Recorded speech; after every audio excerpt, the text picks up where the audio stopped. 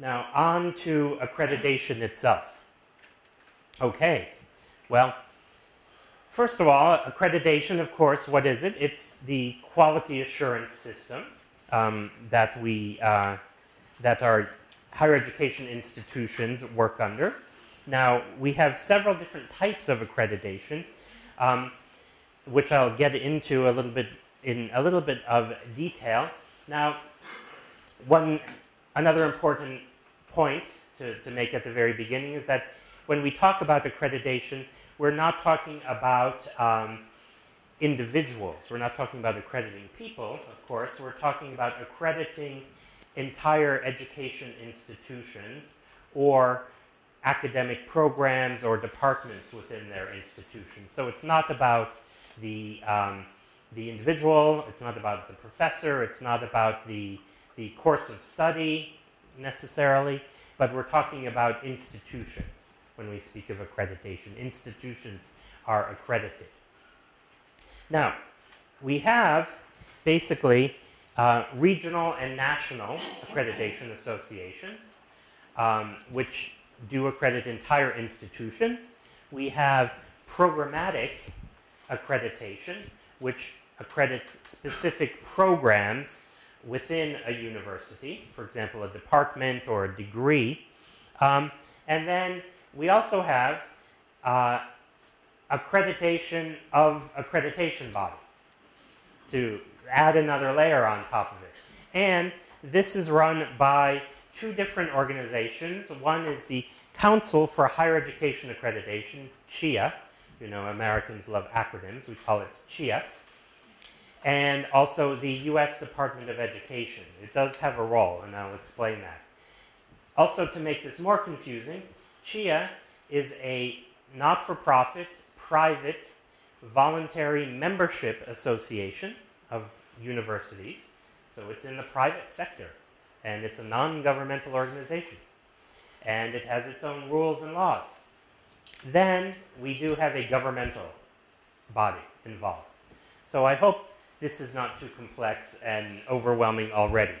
But accreditation in the US is really quite a complex matter. But again, remember the background and history of our higher education system and the fact that it is very decentralized, and thus we see this reflected in accreditation as well. So now I want to go through the details about regional, national, and programmatic accreditation, the role of both CHIA and the Department of Education. But then at the end, I promise there will be some light in the tunnel, and I have some practical suggestions about what Polish institutions can do if they want to be involved with U.S. higher education accreditation. Okay, but back to the fundamentals. You know, what is accreditation, really? What's the purpose of it in the U.S.? Well, it really is the validation process for U.S. universities. It's the validation process against established standards to ensure quality. All right, I think that's pretty much the same for any accreditation. Now, how it's achieved, though, is through a peer review process. That this is basically, again, as I said, we have a self-governing, self-regulatory system of accreditation. So the actual accreditation is conducted by peers, by people from other universities. So by administrators and professors from other universities go to another university and undertake the actual accreditation process. So also, it's basically, in our decentralized system, we have to have, if we don't have a regulation coming from above, we have what we call a system of checks and balances, so that there is some control mechanism. But again, don't think of it from coming from above, but rather, let's say, from the sides, you know, from each other, from the community of higher education. And it is about quality and establishing quality at a university, but it's not just a one-time occurrence. Accreditation, all institutions have to undergo a review and a re-accreditation process. It's different lengths, it's usually between 5 and 10 years. Each institution has to be re-accredited. This also allows for quality improvement. So because it's not just once in the lifetime of a university and it's finished. No, it happens again and again. So this gives the opportunity for the university to improve its quality, to improve its programs, its teaching, and so on. So that's also, American institutions look at this as in some way a positive exercise. Of course, a very burdensome one administratively to undergo such a large process as accreditation, but it does offer the opportunity for continual improvement.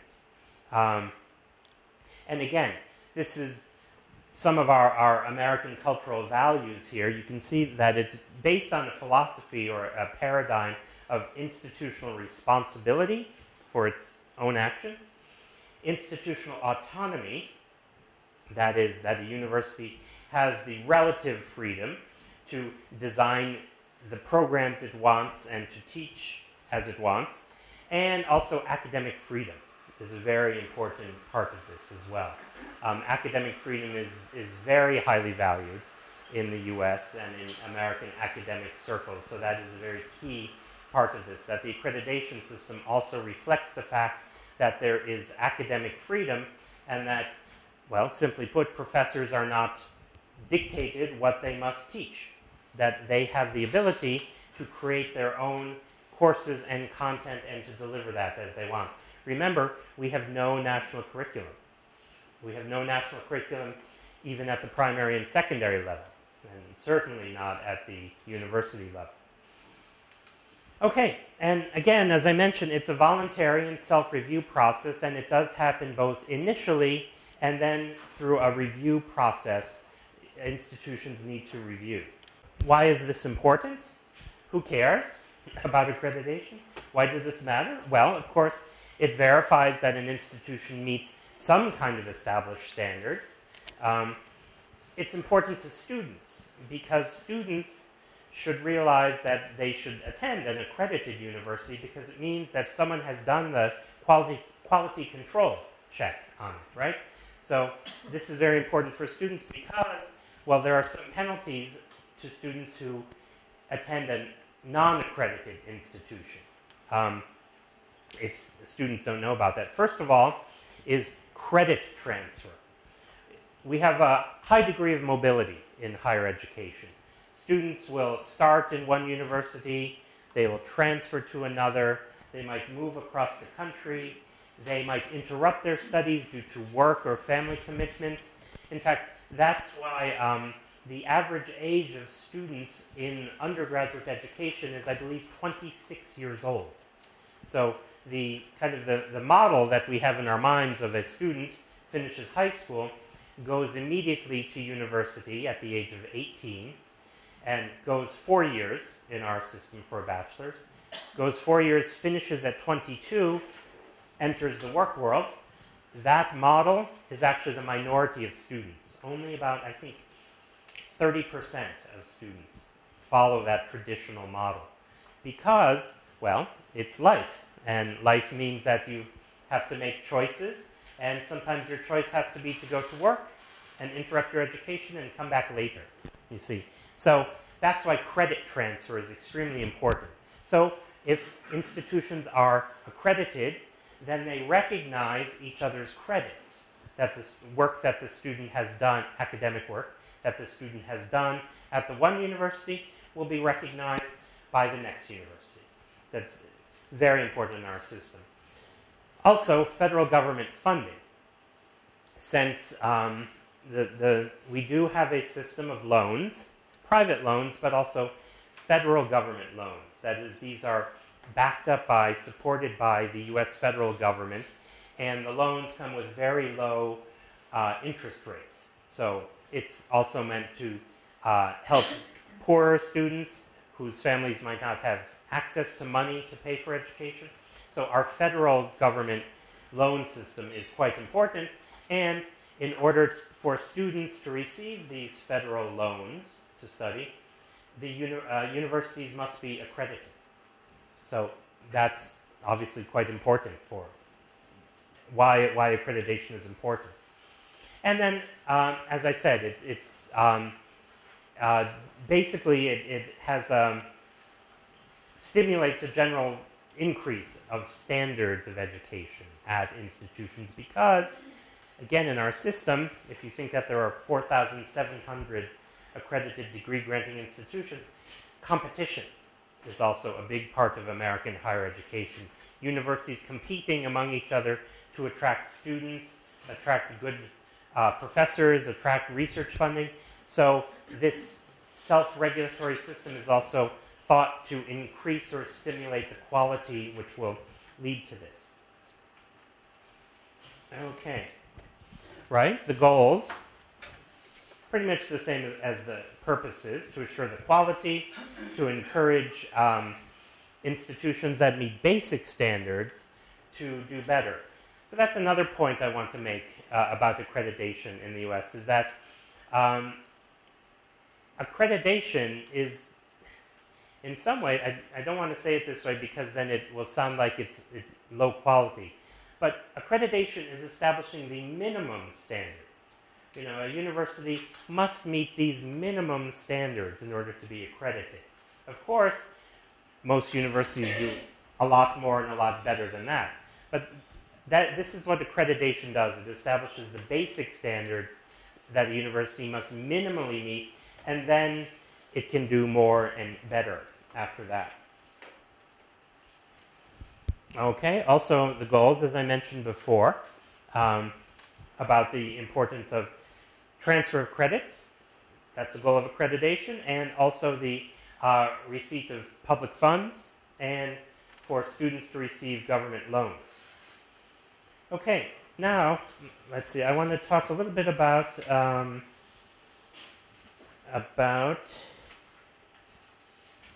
what happens in when accreditation happens when a U.S. institution undergoes accreditation. So again, we do have a unique model, and that basically, remember, it's not done by the federal government at all. Also, that that the rationale of this is, again, due to the way that our higher education system functions, that there is no responsibility at the federal level, and that responsibility for education lies with the 50 states. And then another thing is that the importance of the private sector. I don't mean necessarily private universities, but I mean the private sector, in this case, the accreditation bodies are private non-governmental organizations.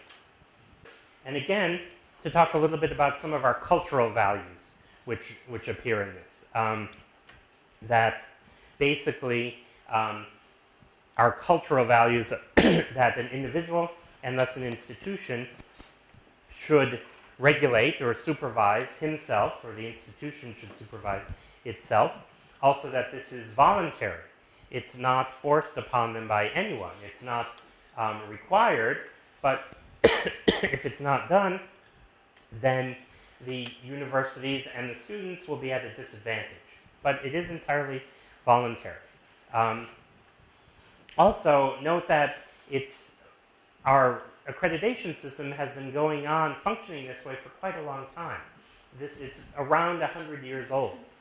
From the beginning of the last century is when some of the accreditation agencies first started. So this system has been going on for that long. And again, academic freedom is a very important value that underlies our entire system.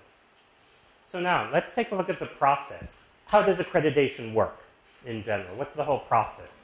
The steps that each institution undergoes.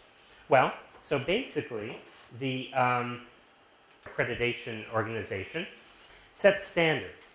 So the members decide the standards that accreditation agency holds and requires the universities to abide by. The standards are set they're made public, they're very clear to everyone what is required. Then what happens is that a university that wants to undergo accreditation undertakes a self-study. Usually there are tools and materials provided by the accreditation agency, and the university does a self-assessment of where it is in terms of all of these different factors impacting its quality. And they do take a look at things such as the curriculum, credit hours, number of faculty, facilities, appropriate standards and governance, issues of academic freedom and fairness, so on. So the university really uses this as an opportunity to look into itself and see how it is operating. So that can be very valuable for university leadership, especially in institutions that are large or very decentralized as well. If the university leadership doesn't exactly know what's going on everywhere, this is a good opportunity, the accreditation process, to make sure that they do. The next step in accreditation is that there is an on-site visit by an accreditation team. So the accreditation team is assembled by the accreditation agency. Then they visit the university, and they, of course, have a checklist of things that they're looking for, that they're inspecting, and they will do that and come up with a report on that institution. Now, they come up with that report. Hopefully, it's good. The university doesn't need to do much. Perhaps it does need to make some small changes, which it then does, and reports back to the accrediting agency. Then, after that, the accreditation agency decides that hopefully the university is thus accredited or re-accredited in most cases. And then they will publicize this in their lists, their list of schools. This is an important thing that each accreditation agency does, is it lists every university that is accredited in its territory. Now, as I said, this is not a one-time event, but an ongoing event. So there is some monitoring, including self-evaluation by the universities. That goes on throughout the process. And then after a certain time period, it's different for each regional agency and each programmatic accrediting agency, there's a re-evaluation. So just to make sure that the university is still doing well. Now, one question that you might be asking yourself is that, well, with this very complex system, with a lot of actors and relative lack of government involvement, right? Who pays for this? The government is not paying for it, certainly not. No. It is basically the universities themselves that pay for this to be accredited. Now, universities pay dues to the accreditation agency that they are part of, that's in their region. Now, it doesn't mean that they're buying their accreditation, no. Each institution has to pay a dues. In fact, it's a membership fee. And that's how these accreditation agencies support themselves as administrative organizations. However, there's also a fee structure, so which is published, it's publicized, it's set that there are clear fees that the institution pays when it is undergoing accreditation or re-accreditation, re-evaluation, when the peer reviewers come to the university as well. That is going to be paid for.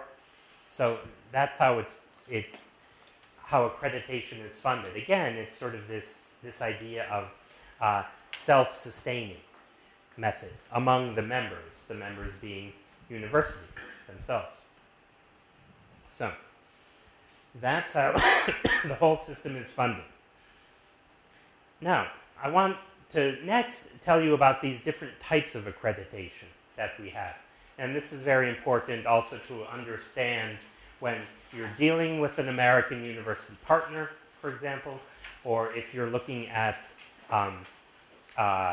possibly undergoing American accreditation. So, there are 3 types of accreditation in the US. There's regional, programmatic, and national. Now, I'm going to go through all 3 of them, but basically, I also put them in this order because, although I hate to say this, this is, let's say, the hierarchy of the accreditation. Regional is sort of, let's say it's the highest level of accreditation that exists, meaning that it's the most comprehensive, that it's at the institutional level, looking at an entire education institution. But because we have a decentralized system, we were broken down into 6 different regions of the US. Programmatic is basically what it says. It accredits specific programs of study, not entire institutions. National, well, one would think that if it's national accreditation, that means it's the top, that it's the best. I'm sorry to say, oddly enough, in our system, national accreditation is not. It's not, and it's something rather specific. In fact, it's mainly career or vocational institution accreditation, things which are related to workforce. And then faith-based, meaning seminaries, religious education. So those are national accreditation types. But really the most important are the regional and the programmatic, so that's what I'll talk about now to explain to you. Basically, starting with regional accreditation. And again, regional accreditation is, as I said, it's the highest level of accreditation that a university can achieve, because it does look at the entire institution, all of its component parts that constitute it. And basically, what it does is takes a look at the whole institution and all of its different programs. So this is the most comprehensive way to look at a university. As I said, we have regional bodies, and this is a little bit hard to see here, but this is data from CHIA, Council of for Higher Education Accreditation. And this is the last data that they have, which unfortunately, their last data they published is in 2011. So the data is a little bit old and they haven't updated it. But when I asked them why, they said, well, our data comes from our members. So we can only update our data when it comes to us. Of course, they ask for it, but you know how it is with reporting data. It doesn't always happen so quickly. So they also have issues of collecting all of the information. Basically, here are the different regional accreditation agencies and how many institutions, and again, this is the entire institution, that they accredited in 2011 at least. You see the largest one there, the third bar down, is the North Central Association. And then also the Southern Association is quite large. And Middle States as well. Let's see. And, when we were looking at these 3,000 or so institutions, the ones that we're talking about here that have regional accreditation are mainly those that are degree-granting institutions, of course. They're mainly comprehensive institutions, and they're mainly not-for-profit institutions. We do have for-profit educational institutions. Junior and senior, yes, thank you for pointing that out. And the bottom one, it says Western. Western is basically California. Junior and senior, they have 2 separate associations which accredit the old word is, let's say, junior colleges, which is basically community colleges, and senior, which are the comprehensive universities. Now here's a map, for those of you familiar with the geography of those regional accrediting agencies. And And you can see the North Central Association is that big part in the middle, including large states with significant universities in Illinois, Michigan, Ohio, Arizona, Colorado. So that's why they've accredited the most number of universities. Western, in fact, is only California and Hawaii, and the Pacific Territories, islands. So, but that shows you how important higher education is in California. Also, New England, relatively small in geography, but has some of our oldest and best, and in fact, quite a large number of higher education institutions.